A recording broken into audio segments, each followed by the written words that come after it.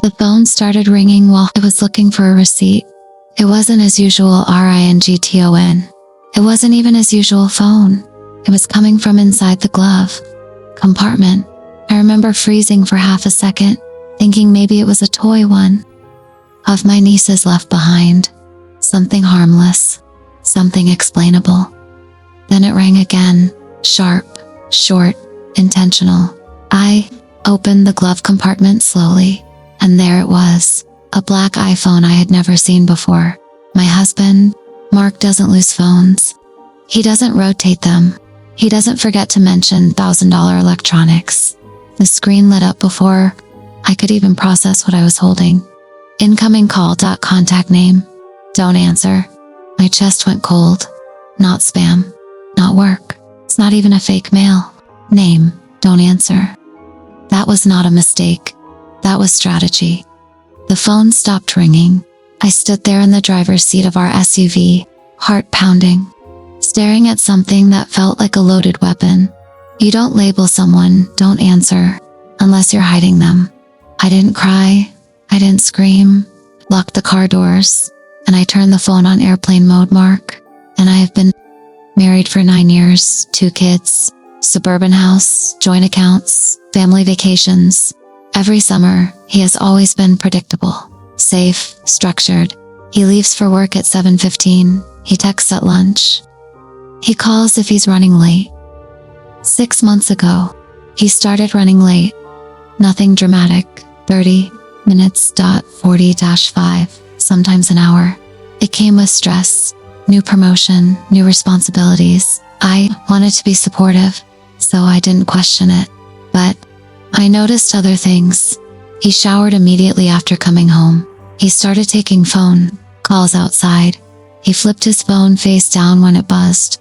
Small changes, individually harmless, collectively unsettling, and now a second phone with a contact labeled "Don't answer." I did not confront him that night. That is where most people lose control. They rush home, they explode, they demand explanations. I didn't. I put the phone back exactly where I found it. I memorized the position. I closed the glove box, and I went inside like nothing had happened. He was in the kitchen making pasta when I walked in. He kissed my cheek. "How was your day?" Normal tone, normal eyes, normal hands. The audacity of normal. "Fine," I said. I watched him while he stirred the sauce. If he was nervous, he hid it well. "Long meeting today," he added casually. "Of course, always meetings." That night, after he fell asleep, I lay beside him and stared at the ceiling. My mind didn't race. It sharpened. If there's a second phone, there's a pattern. And if there's a pattern, there's evidence. The next morning, I volunteered to drop the kids at school. He hesitated, just slightly. "I can do it," he said. "It's fine." I smiled. "You look tired." That pause, that tiny flicker. He was calculating. But he handed me the keys. The phone was still in the glove compartment. This time, I didn't hesitate. I turned it on. No passcode. That was the first surprise. He trusted secrecy more than security. The call log was minimal. 3 recurring numbers. 1 saved contact. Don't answer. I opened messages. Most were deleted, but not all. And that's where arrogance lives. An incomplete deletion. The visible thread was short. "Her last night was worth the risk." Him. "You're worth everything." I felt the air leave my lungs. Not because he cheated, but because of the phrasing. "You're worth everything." Everything. Including me. Including our children. Including our life. The next message was what changed. Everything. Her. "Are you sure she won't find out?" Him. "She never checks. She trusts me." That sentence did something to me. She never checks. Trust was not innocence. Trust was partnership. And he weaponized it. That's when I decided I would not cry. I would not confront. I would not warn him. I would document. I started recording everything. Not emotionally, strategically. I took photos of the messages. I emailed them to a private account. I screenshotted call logs. I tracked dates. I checked our joint bank statements. There were hotel charges, small ones, local weekdays, double quotes, late meetings. I cross-referenced times. He wasn't careless. He was methodical. But he underestimated. Something consistency. Patterns always reveal themselves. 2 weeks later, I knew her name. Emily, marketing consultant, married, 2 children. Of course they always. Mira didn't reach out to her. Not yet. Because revenge built on emotion collapses. Revenge built on structure holds. Then came the mistake. Mark suggested we host a small dinner party. Just a few colleagues, he said. Networking is important, I agreed. And I asked for the guest list. Emily was on it. That was bold. Or stupid. Or both. He thought I didn't know. He thought he could control proximity that night. I dressed carefully, not seductive, not aggressive. Composed. Emily arrived, wearing red .2 confident .2. Familiar. They didn't touch. They didn't flirt openly, but their eye contact lasted half a second too long. Their inside jokes were subtle, but visible, and halfway through dessert, her phone buzzed. She checked it quickly and looked at Mark. He didn't react, but I did, because the phone on our coffee table, the second phone, vibrated at the same time. I had placed it there, deliberately, under a cushion. On silent, but vibration travels, and when it did, Molly froze. That was the moment I stood up calmly. Before we finish, I said lightly, I have something funny to share. Mark smiled nervously. I picked up the second phone from the couch. The room shifted. Silence thickened. This, I said gently, was in Mark's car. Mark's face strained. Emily's hand tightened around her glass, and the contact saved here. I continued, unlocking it. His labeled "Don't answer." No one laughed. I opened the message thread, and I read one line aloud. You're worth everything. The room went still. Emily stood abruptly. This is inappropriate, she said. Yes, I agreed. It is. Mark tried to speak. I held up my hand. Let me finish. I turned to Emily's husband, who was seated 3 chairs away. You deserve to know. That's when chaos usually happens. Screaming, crying, accusations. But I didn't scream. I spoke calmly. Facts, dates, hotel charges, call logs, screenshots printed, and placed neatly on the table. Because I had prepared. Mark looked smaller by the second.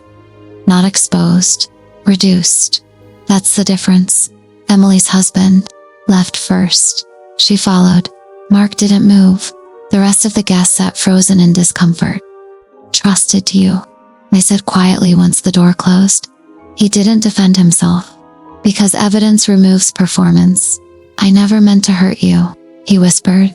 They always say that, as if intention erases action. You didn't mean to get caught. I corrected. The divorce wasn't dramatic. It was clean, because documentation is power. He tried to argue for shared custody with leverage. The leverage didn't exist.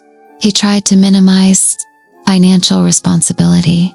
The bank records didn't allow it. He underestimated me again. 6 months later, he moved into a rented apartment.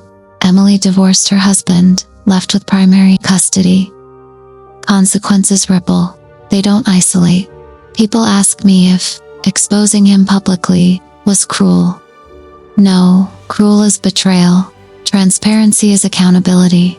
The night I found the second phone, I could have destroyed myself with panic. Instead, I built a case. And that's the difference between reaction and power. After everyone left that night, the house felt unnaturally quiet. Not broken, not explosive, just exposed. Mark sat at the dining table staring at the printed screenshots like they were written in another language. I didn't think you'd ever... Look, he said finally. That sentence told me everything. You didn't think I was capable, I replied calmly. He didn't argue, because that was the truth. Affairs don't start with sex. They start with ego. He told me later it began with venting, work stress, feeling underappreciated. Emily listened. Emily validated. Admiration is addictive when you mistake it for identity. She made me feel important, he said once during mediation. You were important, I answered. That's different. No, it wasn't. But he needed it to be. The part that hurt the most wasn't the hotel receipts. It wasn't the messages. It was that line. She never checks. She trusts me. Trust wasn't blindness. Trust was a decision. And he mistook it for weakness. The divorce process was surprisingly simple once the evidence existed. I didn't beg. I didn't negotiate emotionally. I negotiated legally. Joint assets were reviewed. Retirement accounts assessed. Equity divided. The house went to me. Not because I demanded it, because I documented his misuse of marital funds for the affair. Hotel charges count. Gifts count. Hidden expenses count. When he tried to minimize it, the bank statements did not. There's something very powerful about paper. It doesn't flinch. He cried once. Not when I found the phone. Not when I exposed him. Not during mediation. He cried when our daughter asked why Daddy wasn't staying. And for a split second, I almost felt sorry for him. Almost. But empathy does not erase accountability. You can feel compassion and still enforce consequence. That was the lesson Emily tried to reach out once. A message request on social media. I never meant to hurt you. I didn't respond because women do not accidentally sleep with married men repeatedly. That's not confusion. That's choice. And I was done absorbing other people's choices 6 months later. The rhythm of my life changed. The house felt lighter, not because he was gone, but because the tension was I stopped scanning for behavior changes, stopped wondering who he was texting, stopped feeling that low-grade anxiety that had become background noise.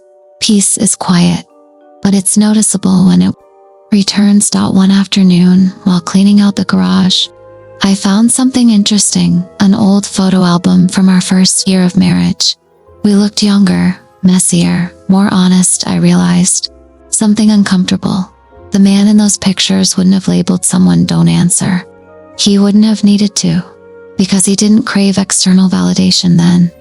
Somewhere between ambition and insecurity, he lost himself, and instead of admitting it, he outsourced it. A year after I found the phone, Mark asked if we could talk. Not about custody, not about finances, about closure.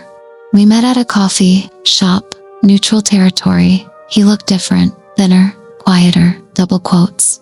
I thought I was smarter than you. He admitted. I know, I said. I didn't think you'd ever gather evidence. I know. I thought if you ever found out, you'd explode. I sipped my coffee slowly. You underestimated me. He nodded. I did. And that, I said calmly, was your biggest mistake. Not the affair, not the phone, not even the lies. Tion. He believed I was emotional, reactive, dependent. He forgot I was observant, strategic, patient. Double quotes. Do you hate me? He asked quietly. That question surprised me. I thought about it honestly. No, I said. He looked confused. I don't hate you. Then what? I see you clearly. That landed heavier than anger, because anger still carries attachment. Clarity doesn't. The final hearing was uneventful. The judge signed the documents, assets split, custody, finalized, child support structured. No drama, no theatrics, just signatures. As we walked out of the courthouse, he said something that stuck with me. I didn't think you had this in you. I stopped walking. I always did, I said. You just never needed to see it. People assume revenge is loud. It's not. The most effective revenge is calm exposure. I didn't key his car. I didn't scream. I didn't beg. I let truth sit in the center of the table, and I watched everyone adjust to it. That's power. There's something else no one talks about. The relief when betrayal is confirmed. The anxiety ends. Before the phone, I felt something was wrong. After the phone, I knew. Certainty hurts.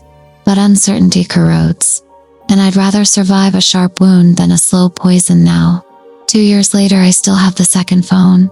Not active, not charged, but stored in a drawer. Not as pain as proof. Proof that I trusted my instinct. Proof that I didn't collapse. Proof that I chose control over chaos. Sometimes my friends ask if I regret exposing him publicly, if I would handle it differently. No, because silence protects the wrong person. He labeled her, "Don't answer." But he answered her every time. And I answered the truth. That's the difference. Final ending. The night I found the second phone. I thought my marriage was ending. It wasn't. It had ended long before. What began that night wasn't destruction. It was clarity. He thought I would never check. He thought trust meant blindness. He thought I would break. Instead, I documented. I exposed. I walked away, and I never answered excuses again. Asterisk, asterisk. He labeled her, "Don't answer." But the only thing he should have never answered was temptation. And the only thing I stopped answering was excuses.